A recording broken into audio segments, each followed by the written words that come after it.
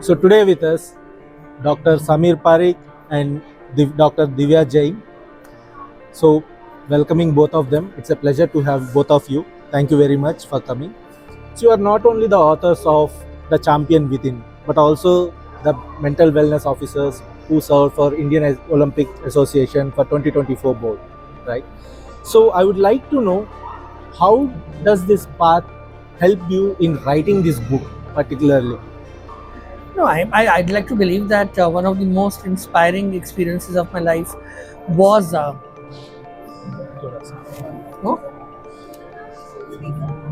now.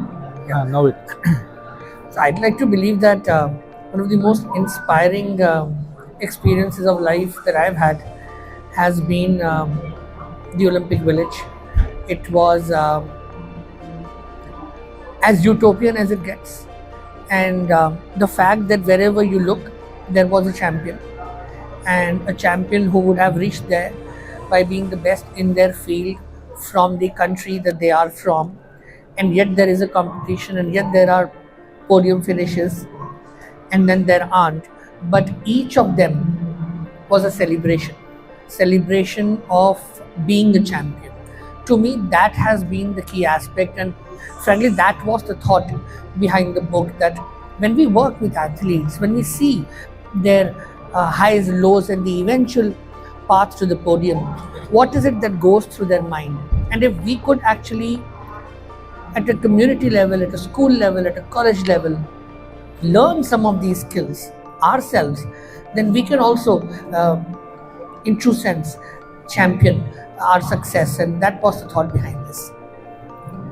Right. So we hear a lot of physical training in sports, and often mental training stays invisible, right? What gap did you see in sports or even the society that makes you feel that you need to write this book now? So when we talk about training, we talk a lot more about physical training, the technical training. Even if you look at a school-going student, right? They're taught how to study, they're taught how to learn, but they're not necessarily taught how to take an exam and what are the additional pressures that come along with such a task. Performance is at the end of the day, it's a social phenomenon. There's a lot of expectations that you have to deal with, a lot of structures, a lot of demands that are placed. So along with just learning the skill, being able to actually perform that when it's that one particular crunch moment. And remember, with something like the Olympics, athletes have been training for this one moment for 10 years, 15 years, and for most of them, they may not get a second chance. So, how can you really prepare them to such an extent that in those pressure moments, they have all the right skills that are required to be able to perform? Well said. So pressure, fear of failure, and public expectations, these aren't just the problems of an athlete, but these are the problems of every human being. So can you share a real life moment, it is non-confidential if you can share, where a small psychological shift helped in increasing drastical performance of an athlete? So, yeah, there's one anecdote I'll share. So, there was a swimmer who had a very important match that they had to do very well at. And they ended up choking in that particular race, didn't do as well. And so when you spoke to them, understood what was happening, and they said that as they were standing on the block, they got very nervous, and so their feet started shaking. And because of that, they started pushing down, making sure that their feet didn't shake at that. Right. And as a result, when the referee blew the whistle, they were just that split second slower in jumping off the block because their focus was on trying to calm down, try and make sure that their feet was on the front of the ground. We had a very simple thought correction, right? We told them that think about a time when a plane is taking off. Have you ever noticed that it starts to shake Right. just before it's about to take off? Why is that happening? That's because there's maximum fuel, maximum energy that's going in at that particular moment. So rather than trying to slow yourself down, rather than trying to calm yourself down at that moment, recognize that stress is your body's turbo boost of sorts. It's a fight or flight response which can actually make you jump faster, run faster, swim faster. So rather than trying to slow it down, curb it, understand what your body is doing, harness the kind of stress that is there, and imagine that you are a plane that's about to take off. And just that Right. simple direction in the mind, they were able to do their personal best in that way. Well said. So it's not always about reflexes, it's always about one should understand how he should resist. Responses rather than reflexes. Exactly. So one thing I loved about this book is how relatable it is. Let's say if you had to pick one lesson from sports psychology, where any human being, let's say a parent or a child, what should it be? What should anyone can pick from a sports psychology?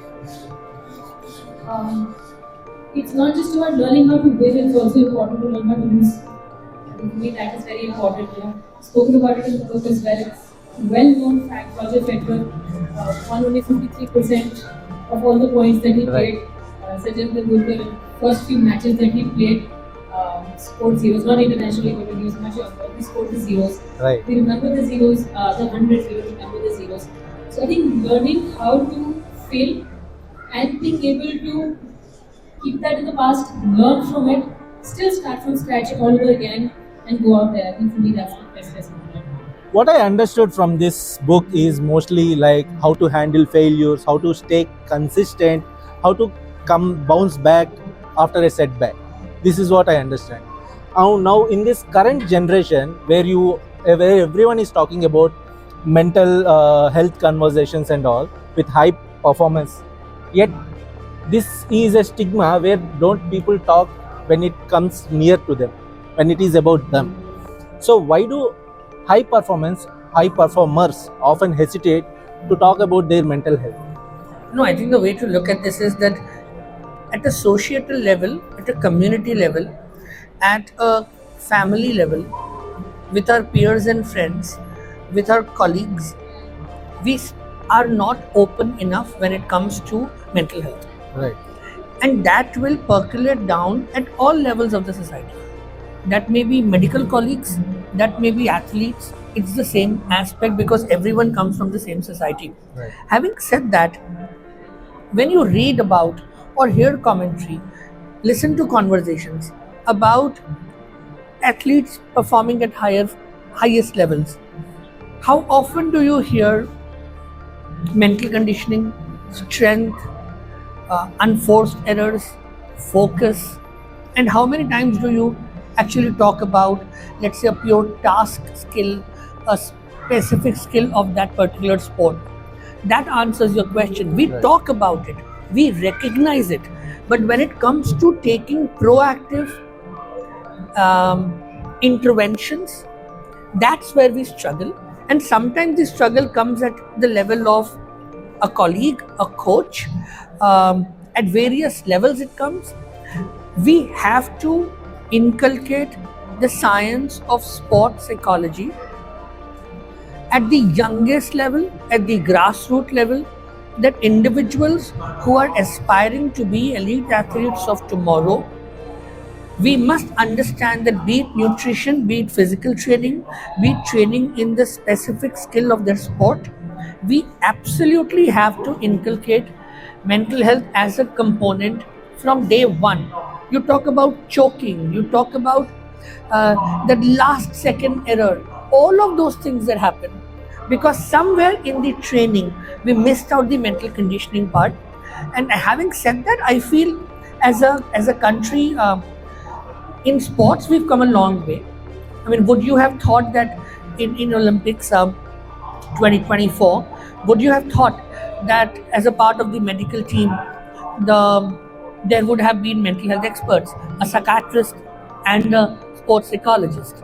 So I think the openness is there, effort is there, but the effort needs to be collective. It can't only come from policymakers and decision makers. It needs to be at all levels, and that's how I think eventually we'll make the difference that we should. So coming from a millennial era or from boomers era and all, talking about mental health seems to be a weakness, sign of weakness. So what are your thoughts on it? Do we have to take it in such way or do we have to change our way of thinking and all?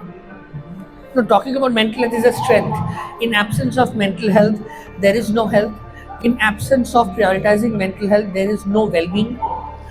Mental health is recognizing your strength, dealing with day in and day out of the stresses, um, being in a state of well-being, being productive, and contributing to the cause of the society. That's what makes mental health. Understood. So once you prioritize mental health at all levels, this society also grows.